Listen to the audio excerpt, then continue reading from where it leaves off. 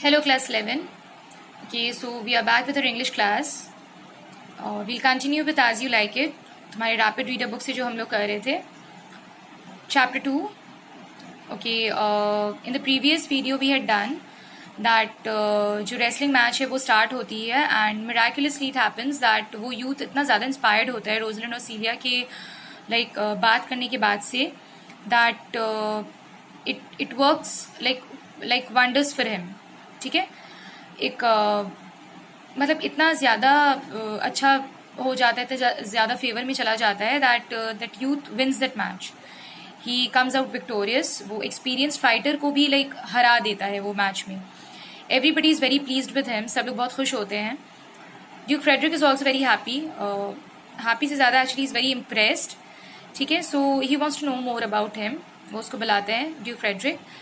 When the youth comes, he introduces himself as Orlando, and he also tells him that he's the youngest son of Sir Roland de Boys. ये बात सुनकर Duke Frederick को बिल्कुल अच्छी नहीं लगती है because sir Rowland de Boys जो रहते हैं he is a very close companion. जब वो जिंदा रहते हैं he was a very close companion to the banished duke and वो एक बहुत फेथफुल फॉलोअर रहते हैं बैनिश्ड ड्यूक के. So he doesn't like this. He doesn't like this के ऑर्लैंडो जो रहता है वो सर रोलैंड डी बॉयज का बेटा रहता है एंड ही ऑल्सो विशेज कि काश वो किसी और का बेटा रहता. नाउ रोजलिन जब ये बात सुनती है she is very happy. She is more than happy actually. And उसकी जो इंक्लिनेशन रहती है टुवर्ड्स ऑर्लैंडो और ज़्यादा बढ़ जाती है वो. And both the sisters meet him. Fight के बाद दोनों बहनें जो हैं वो मिलती हैं ऑर्लैंडो से. रोजलिन अपने गले से उतार कर she gives a chain to Orlando and says that अगर मेरे पास मेरा फॉर्च्यून रहता जो रहना चाहिए था तो इससे भी ज़्यादा वैल्यूबल गिफ्ट मैं देती तुमको. ये बात वो बोलती है. Now when both the sisters are alone, जब दोनों अकेली रहती हैं and they talk about Orlando तो Rosalind confesses that she has fallen in love with Orlando. Celia asks her कि क्या ये पॉसिबल है कि इतनी जल्दी इतनी सडनली मतलब लव होता है किसी से. Rosalind says that I have a strong reason because my father loved his father so dearly. So मेरे पास एक रीजन भी है. सीलिया ऑल्सो रिमार्क्स दैट भले ही मेरे फादर को ऑर्लैंडो नहीं पसंद है बट मेरी ऐसी कोई फीलिंग नहीं है. ठीक है, whatever decision you take I stand by it. Celia ये कंफर्म करती है रोजलिन को. Now Frederick was enraged at the sight of Sir Roland de Boys' son. Enraged, बहुत ज़्यादा फ्यूरियस, बहुत ज़्यादा गुस्सा आ जाता है फ्रेडरिक को ये सोच कर कि ऑर्लैंडो जो है वो सर रोलैंड डे बॉयस का बेटा है. It reminded him of the many friends of the banished duke. He was lately displeased with Rosalind as she was praised for her virtues and the people pitied her for her father. Now all of a sudden Frederick became so angry and he entered the room of the ladies while they were still discussing about Orlando. Frederick को बहुत गुस्सा रहता है इस बात का. ये बात जब सुनता है वो that Orlando is the son of sir Rowland de Boys. ये बात तो चल रही होती है उसके दिमाग में और एक बात उसको याद आ जाती है कि उसने रिसेंटली सुना था that people were praising Rosalind. और सिर्फ प्रेजिंग नहीं, उसकी उसकी तारीफ नहीं कर रहे थे बल्कि हमदर्दी भी जता रहे थे उसके साथ कि उसके फादर के साथ जो हुआ वो सही नहीं हुआ. तो फ्रेडरिक को ये लगने लगता है, ये खतरा लगने लगता है कि कहीं ऐसा ना हो कि सब कुछ उसके अगेंस्ट टर्न हो जाए. वो इतना ज़्यादा गुस्सा रहता है कि दोनों लड़कियां जब बात कर रही होती है, दोनों बहनें जब बात कर रही होती है अपने रूम में, वो ऐसे ही एंटर कर जाते हैं रूम में. So he ordered Rosalind to join a father in the forest. और वहां जाकर रोजलिन को फौरन ऑर्डर करते हैं कि तुम जाकर अपने फादर के साथ अपने फादर के पास चले जाओ फॉरेस्ट ऑफ आर्डन में. Celia pleaded in favour of a sister but the duke turned a deaf ear to any such request. He said she is too subtle for you. Her smoothness, her very silence, and her patience speak to the people, and they pity her. You are a fool to plead for her, for you will see more bright and virtuous when she is gone. Therefore, don't speak for her, and the decision that I have taken is irrevocable. Now, what does he say? जब ये बात सीलिया सुनती है, Rosalind को जब बोलते हैं वो कि तुम जाकर अपने फादर के साथ रहो फॉरेस्ट ऑफ आर्डन में, तो सीलिया उनसे रिक्वेस्ट करती है अपने फादर से, ड्यूक फ्रेडरिक से, कि प्लीज़ ऐसी बात नहीं कीजिए, इसको रहने दीजिए यहाँ पे.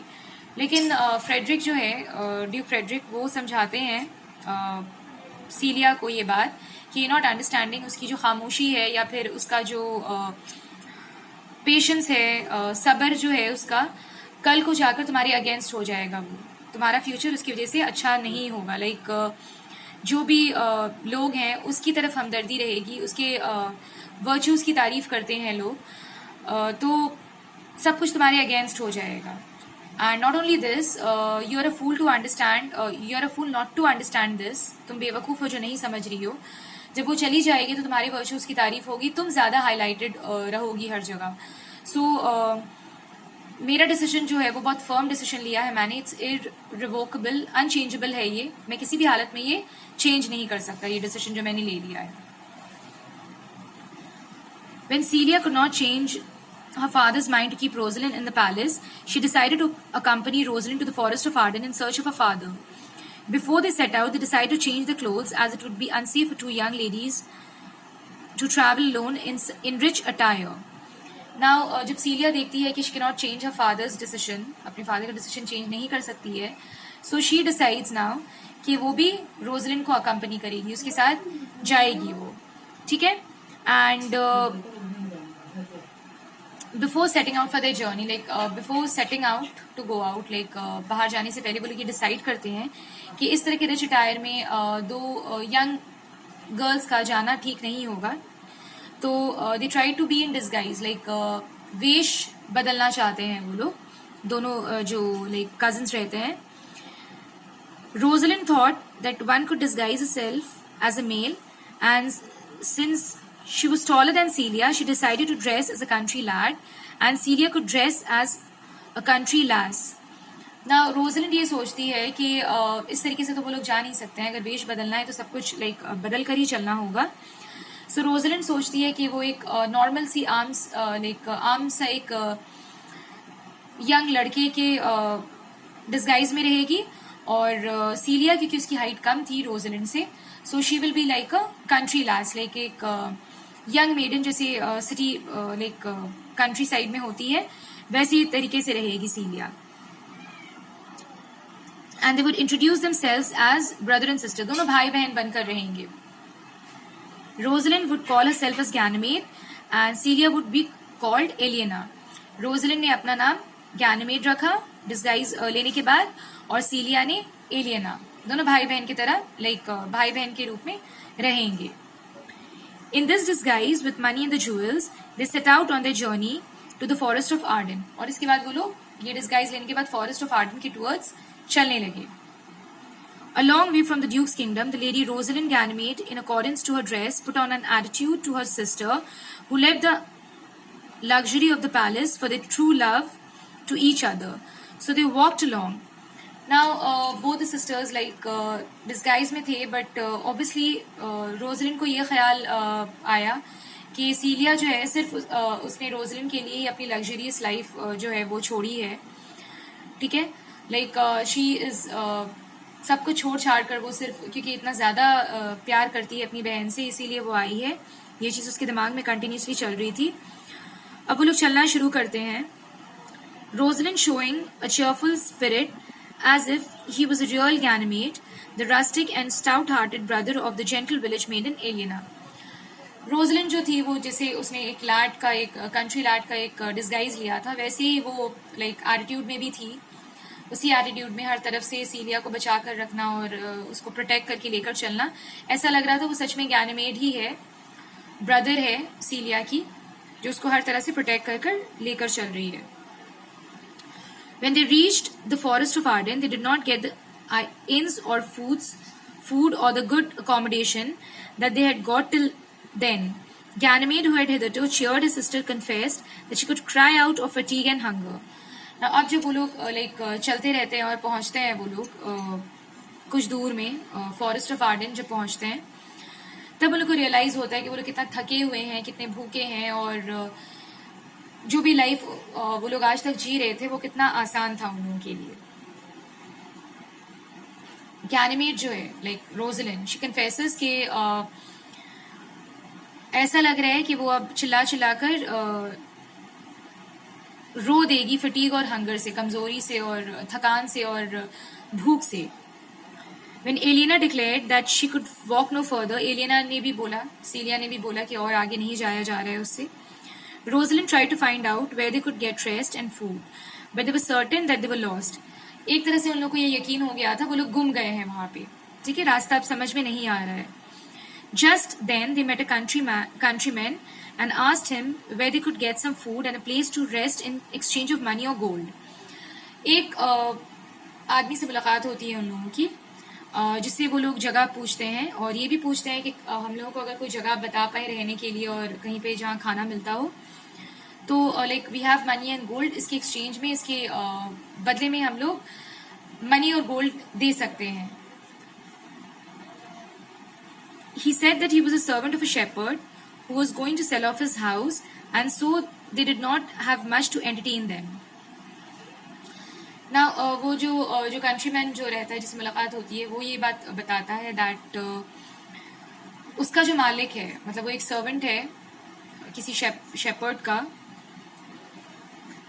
और वो अपना घर बेचने वाला है अभी. ठीक है, वो shepherd जो अपना घर बेचने वाला है, अगर वो लोग चाहे तो वहां पर रह सकते हैं, इससे ज्यादा वो कुछ नहीं कर पाएगा उन लोगों के लिए. But if they wanted they were welcome to their house. They followed the man and bought the house and the sheep and also took the man to wait on them. Thus they decided to stay till they could find the part of the forest where the banished duke stayed with his followers. Now what happens, जो दोनों जो cousins रहती हैं वो लोग decide करते हैं कि वो ठीक है वो जगह वो घर जो है वो लोग खरीदेंगे. सिर्फ यही नहीं, वो लोग शीप भी खरीदते हैं उससे. और जो कंट्रीमैन जिससे मुलाकात होती है, जो सर्वेंट रहता है, उसको भी वो लोग अपने पास काम करने के लिए रख लेते हैं. Like you know as a man servant वो लोग रख लेते हैं उसको अपने पास. और ये डिसाइड करते हैं कि वो लोग अभी उस घर में तब तक रहेंगे जब तक बैनिश ड्यूक से मुलाकात नहीं हो जाती है, बैनिश ड्यूक और उनके फॉलोअर्स से मुलाकात नहीं हो जाती है उन दोनों की. The two sisters settled in their new cottage life very comfortably and fancied themselves to be the shepherd and shepherdess. Now both the sisters वो लोग बहुत comfortably वहाँ पे रहने लगे थे, बहुत अच्छे से रहने लगे थे और सच में अपने आप को shepherd और shepherdess समझ रहे थे. रोजलिन अपने आप को Ganymede और सीलिया अपने आप को एलियना समझ रही थी रियल में. Yet sometimes Ganymede remembered the youth Orlando and thought that he was so far away from her, but it soon came to light that he was also in the forest of Arden, following certain circumstances. अब क्या होता है जब ये लोग दोनों तो normal रह रहे होते हैं like as Ganymede and Aliena, but कभी कभी रोजलिन को जो कि गैनीमेड के डिस्गाइज में है उसको ऑर्लैंडो की याद आती है. ठीक है, और वो ये सोचती है कि ऑर्लैंडो इतना दूर है उससे, लाइक वो बात भी नहीं कर पा रही है उससे, मिल भी नहीं पा रही है. कुछ इंस्टेंसेस ऐसे रहते हैं फॉरेस्ट में, कुछ ऐसा लाइक क्लू मिलता है उन लोगों को जिससे ये पता लगता है उन लोगों को कि ऑर्लैंडो जो है वो भी कहीं ना कहीं फॉरेस्ट ऑफ आर्डन में ही रह रहा है. Okay, class 11 we'll stop here today. ठीक है, यहीं तक करेंगे हम लोग आज. व्हाटएवर आई हैव एक्सप्लेन्ड, जहाँ तक पढ़ाया है, please go through it once, read it by yourself. जो डिफिकल्ट वर्ड्स लगता हो उसका मीनिंग्स फाइंड आउट करो ताकि टेक्स्ट और अच्छे से समझ में आए. If you find any portion difficult, कोई भी ऐसा पैराग्राफ है जो डिफिकल्ट लगा है, you can ask in the comment section of the video and read the portion that I've done today. Okay, all right, that's it. Thank you.